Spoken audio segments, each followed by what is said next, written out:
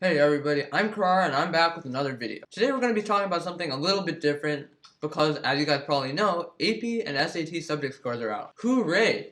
Or maybe not. To be honest, I don't really know what to think about standardized test scores because on one hand, that's the end of 1 month of waiting, but on the other, you're getting your scores back. But anyway, the point of this video is that I want to talk to you guys today about my view on standardized testing. I love standardized testing, don't you? It's my favorite time of the year. To be honest, standardized testing sucks. For one, they're only on a single day of a single year, and you can only take them once a year. And to be honest, that's kind of unfair for people because everyone has bad days. We all have bad days, and if we happen to have a bad day on the day of the standardized test, then colleges think that we're bad at what we do. But the truth is, we might be actually a lot better than the standardized scores might suggest.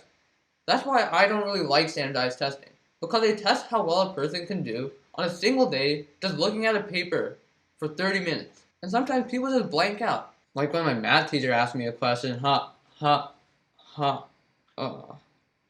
Like, I have like a bunch of friends that are super smart, but they just don't do that well in standardized testing. With that said, don't let your SAT scores tell you how to feel as a person, because they're not a good representation of who you are. But now let's talk about what you could do once you get your scores. I know that everyone out there is probably not going to get their dream score. If you did, congratulations. But for the rest of you, don't worry. I know that a lot of you guys have high expectations on you, whether from your parents, your siblings, your friends, but the truth is that what matters most is how you feel about yourself. If you tried your hardest and you still did not get the score you want, it's still okay because you did your best and there's nothing more you can do.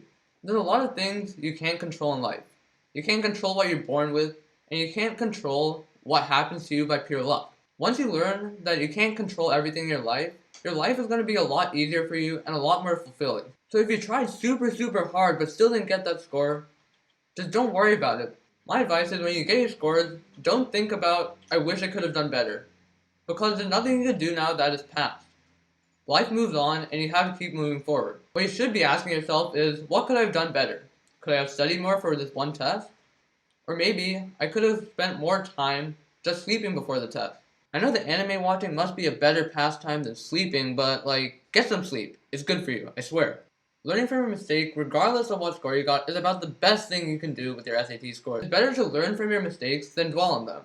Because even though you might think that dwelling on them will make you better in the future, the truth is that thinking about the same thing over and over again without actually thinking about the constructive ways to improve yourself is not going to help you at all. For me, although I know this isn't a standardized test, but I had a school math test and I did super bad on it, so badly that my teacher was like, don't be scared to ask for help. I'm disappointed in you. I felt super bad because my grade just dropped 10% and I kept trying to look at my grade and hoping that it would go up, but it didn't.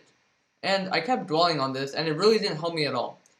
What did help me though was on my next test, I realized that the problem on my previous test was that I just didn't study enough.